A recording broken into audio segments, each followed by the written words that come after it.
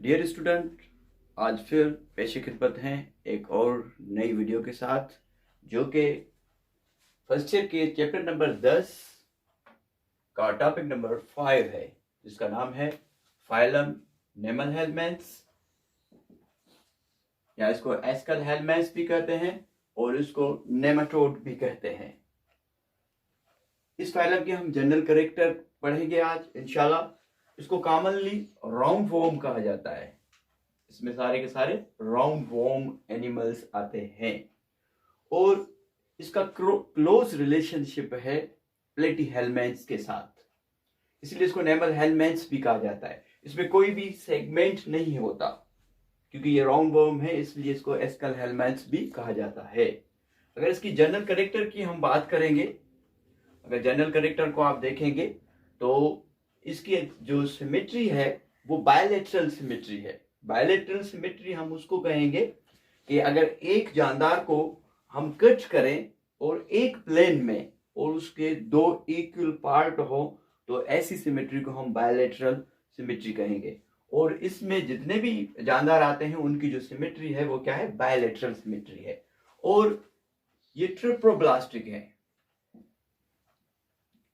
ये ट्रिप्लोब्लास्टिक है। ट्रिप्लोब्लास्टिक क्या कि उनमें एक्टोड्रम मौजूद होता है, इनमें अंदर एंडोड्रम मौजूद होता है और इनके बीच में क्या होता है, मेसोड्रम मौजूद होता है। इनके बीच में क्या मौजूद होता है, मेसोड्रम मौजूद होता है। बाहर इनके एक्टोड्रम होता है, अंदर इनके एंडोड्रम होता है और बीच में इनके क्या होता है, मेसोड्रम होता है। तीनों के तीनों जर्म लेयर्स इनमें मौजूद होते हैं, तभी इनको ट्रिप्लोब्लास्टिक एनिमल कहते हैं। ठीक है जी। और इनकी बॉडी क्या होती है, सिलेंड्रिकल बॉडी होती है। यहां तो इनकी बॉडी थ्रेड लाइक स्ट्रक्चर होती है विथ पॉइंटेड एंड्स, इनके पॉइंटेड एंड्स होते हैं। इनकी जो बॉडी है वो क्या है, सिलेंड्रिकल है और जो एंड्स है वो क्या है, पॉइंटेड एंड्स है। ये देखें, पॉइंटेड एंड्स है। इनके जो एंड्स हैं वो क्या है, पॉइंटेड एंड्स हैं। ओके। और एक तरफ इनका माउथ होता है और एक तरफ इनका एनस होता है। अगर इनकी बात करेंगे, इनकी हैबिटेट की बात करेंगे तो इनकी जो हैबिटेट है वो मोस्टली ऑन अर्थ है। ये अर्थ पे पाए जाते हैं, ठीक है। और इनसाइड द सॉइल, ये सॉइल के अंदर, साइल के अंदर होते हैं। अगर इनकी हम साइज की बात करेंगे, तो इनकी साइज आप देख सकते हैं कि साइज इनकी माइक्रोस्कोपिक से लेके जो है 9 मीटर्स तक है। माइक्रोस्कोपिक मींस कि जिसको हम आंख से नहीं देख सकते, ठीक है। Microscope is an instrument which is used to see the microscopic organism which we can't see our naked eye, जो कि हम खुली आंख से जिनको नहीं देख सकते। तो इनमें दोनों कैटेगरीज आती हैं इनके साइज के हिसाब से कि इनमें माइक्रोस्कोपिक एनिमल्स भी मौजूद हैं, तो इनमें 9 मीटर्स तक लंबे भी एनिमल्स मौजूद हैं।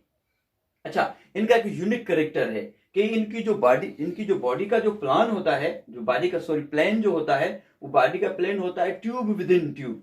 इनकी बॉडी जो है एक बाहर वाला ट्यूब होता है जिसको बॉडी ट्यूब कहते हैं, और इनके अंदर एक डाइजेस्टिव ट्रैक्ट होता है, एक डाइजेस्टिव ट्यूब होता है, जो स्ट्रेट डाइजेस्टिव ट्यूब होता है इनके अंदर। मतलब बॉडी के अंदर एक और ट्यूब होता है जो क्या है, डाइजेस्टिव ट्यूब है, जो कि एक स्ट्रेट लाइन में होता है।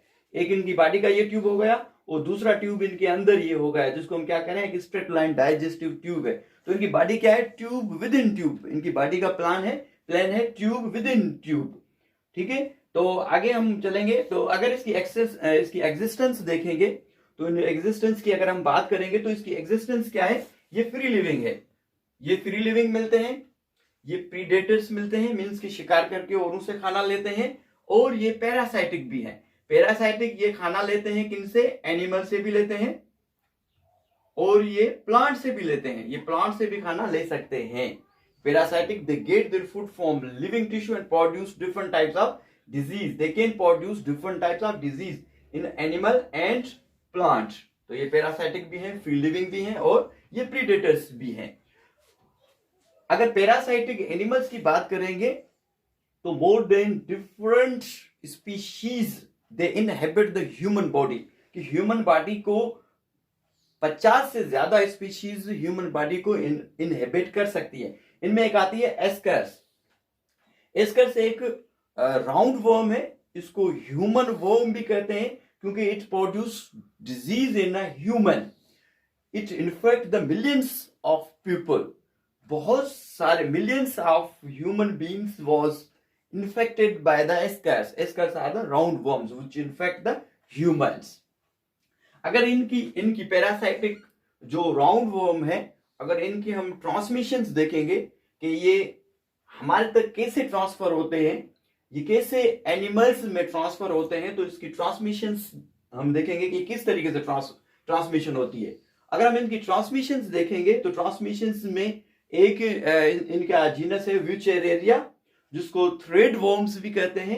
ये थ्रेड वॉर्म्स ट्रांसफर कैसे होता है, एक ब्लड सकिंग मॉस्किटो होता है, ब्लड सकिंग मॉस्किटो से ये जो है थ्रेड वॉर्म ये ट्रांसफर होता है, ये जो है क्या होता है, ट्रांसफर होता है। और ये इन्फेक्ट करता है किसको, लिम्फेटिक सिस्टम, लिम्फेटिक वेसल्स को, जो हमारे ब्लड की वेसल्स हैं, जिसमें फ्लूइड ड्रेन होता है, जैसे ब्लड की वेसल्स हैं, उनको ये क्या करता है, उनको ये इनहिबिट कर देता है। उनके नतीजे में एक डिजीज प्रोड्यूस होती है। इस जो डिजीज प्रोड्यूस होती है किसकी वजह से, थ्रेड वर्म की वजह से। इस थ्रेड वर्म की वजह से जो डिजीज प्रोड्यूस होती है, उस डिजीज का नाम है फिलारियासिस। उस डिजीज का नाम क्या है, फिलारियासिस।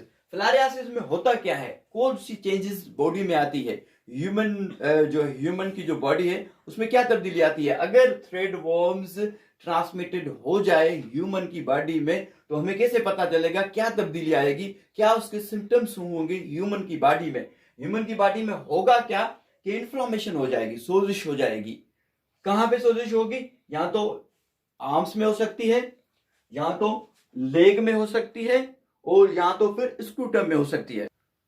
जी, स्वेलिंग जो इसकी है, इन्फ्लेमेशन जो है वो कहां पे आ सकती है, scrotum is an external pouch which is only present in male human beings। और इस पाउच में होता क्या है, टेस्टिकल होता है, testicle which produce semen। it is a male sexual organ and scrotum is an external pouch which contain testes। okay, तो inflammation किस में हो जाती है, स्क्रूटम में इन्फ्लामेशन हो जाती है, और इन्फ्लामेशन कहां पे हो जाती है, लेग में हो जाती है। और लेग इतनी मोटी हो जाती है, जैसे हाथी की आपने टांग देखी है कितनी मोटी होती है, इस तरीके से इतनी मोटी हो जाती है। और ये इन्फेक्शन हो किसकी वजह से रहा है, किसकी वजह से, थ्रेड वर्म की वजह से। और इस कंडीशन को जब ये स्क्रूटम में भी स्वेलिंग हो गई है, और जो ये लेग है इसमें भी स्वेलिंग हो गई है, तो इस कंडीशन को, इस स्वेलिंग कंडीशन को, इस सोजिश वाली कंडीशन को हम क्या कहेंगे, एलिफेंटियासिस। क्योंकि हाथी की तरह टांग जो है मोटी हो जाती है, इसलिए इसको हम क्या कहेंगे, एलिफेंटियासिस कहेंगे। ठीक है जी। और आगे हम अगर इसकी बात करेंगे, एक और भी इसमें जीनस आता है जिसका नाम है एनसाइक्लोस्टोमा, जिसको हुक वर्म कहते हैं। ठीक है, ये हुक वर्म जो है, इसका लार्वा, इसके जो लार्वा है वो पेनिट्रेट होते हैं, कहां से होते हैं, हमारी स्किन से होते हैं। स्किन से कहां पे जाते हैं, इंटेस्टाइन में चले जाते हैं। इंटेस्टाइन में ये क्या करते हैं, सक द ब्लड, वो वहां पे ब्लड को सक करते हैं। ठीक है जी। ये आज का हमारा लेक्चर जो कि फाइलम नेमाटोड्स के बारे में था। ठीक है, नेमाटोड्स के बारे में जनरल कैरेक्टर था, और उसमें जितनी भी स्पीशीज आती हैं उनका थोड़ा बहुत हमने डिस्कस किया है। थोड़ा सा रिव्यू हम कर लेते हैं आज के लेक्चर को। हमने डिस्कस किया है कि जो नेमल हेलमेट्स हैं, हमने डिस्कस किया है कि जो नेमल हेलमेट्स हैं, इसको एस्कल हेलमेट्स भी कहते हैं, इसको नेमाटोड भी कहते हैं। कॉमनली हम इस फाइलम को राउंड वर्म कहते हैं, क्योंकि इसमें राउंड वर्म्स आ जाते हैं। और जनरल कैरेक्टर की जब हमने बात की, हमने कहा कि इसकी जो बॉडी है वो बायलेटरल है, वो सीडोसिलोमेटिक है। हमने कहा कि इनकी बॉडी, इनकी ट्रिप्लोब्लास्टिक बॉडी है, क्योंकि इसमें 3 लेयर्स मौजूद होते हैं, एक्टो, एंडो और मेसोडर्म। मगर इनकी बॉडी जो है वो क्या है, सीडोसिलोमेटिक है। सीडोसिलोम किसको कहेंगे, ये देखें, हमने पहले डिस्कस किया था कि ये जो दो ट्यूब है, एक डाइजेस्टिव ट्यूब है और एक बॉडी ट्यूब है। ये जो डाइजेस्टिव ट्यूब और बॉडी ट्यूब के बीच में ये जो कैविटी है, इसको क्या कहेंगे हम, सीडोसिलोम कहेंगे। और इसको सीडोसिलोम हम क्यों कह रहे हैं कि सिलोम के बारे में हमने डिस्कस किया था। जो ट्रू सिलोम है वो जो स्पेस होगा, सिलोम इज अ स्पेस, वो जो स्पेस होगा, स्पेस सराउंडेड होगा किससे, जो ये मेसोड्रम है, मेसोड्रम के मेसोड्रम अंदर की तरफ से भी सराउंड होगा और बाहर की तरफ से भी सराउंड होगा और एक ऐसी केविटी बनेगी, इसको हम ट्रूसिलोम कहेंगे। मगर ये सीडोसिलोम है। ये सीडोसिलोम क्यों है? क्योंकि इसकी एक तरफ से तो मेसोड्रम है मगर ये दूसरी तरफ से इसमें मेसोड्रम मौजूद नहीं है, इसलिए इसको हम सीडोसिलोम कहेंगे। तो इसकी ये जो इसमें जितने भी जानवर आते हैं वो क्या है? सीडोसेलेमेटिक हैं। ठीक, ओके। तो हमने इसका यूनिक कैरेक्टर भी डिस्कस किया कि इनकी जो बॉडी का जो प्लान है वो क्या है? ट्यूब विद इन ट्यूब है। और इसकी एग्जिस्टेंस क्या है? फ्री लिविंग है, प्रीडेटर्स हैं और ये पैरासाइटिक हैं। पैरासाइटिक एनिमल से भी खाना ले सकते हैं और प्लांट से भी खाना ले सकते हैं। और 50 से ज्यादा स्पीशीज ह्यूमन बीइंग को इनहेबिट कर सकती हैं। इसमें एस्कर्स हैं, एस्कर्स से बहुत सारे मिलियंस पीपल्स इन्फेक्टेड हुए हैं। और इसकी दो जो जीनस हैं वो ट्रांसफर हो सकती हैं। एक जो है व्यूचेरेरिया है जिसको थ्रेड वर्म कहते हैं, वो ब्लड सकिंग मॉस्किटोज को ट्रांसफर करता है और इससे जो डिजीज प्रोड्यूस होती है उसको क्या कहते हैं? फिलारियासिस कहते हैं। फिलारियासिस में क्या होता है कि इन्फ्लामेशन हो जाती है लेग्स की और स्क्रूटम की। इस कंडीशन को हम कहते हैं क्या? एलिफेंटियासिस। इसमें एक और जनीरा है जिसको एनसाइक्लोस्टोम्स कहते हैं, जिसमें हुक वॉर्म्स आ जाता है। इसमें इसके लार्वा जो है वो ट्रांसफर होते हैं कहां से? स्किन से। स्किन के बाद कहां पे पहुंचते हैं?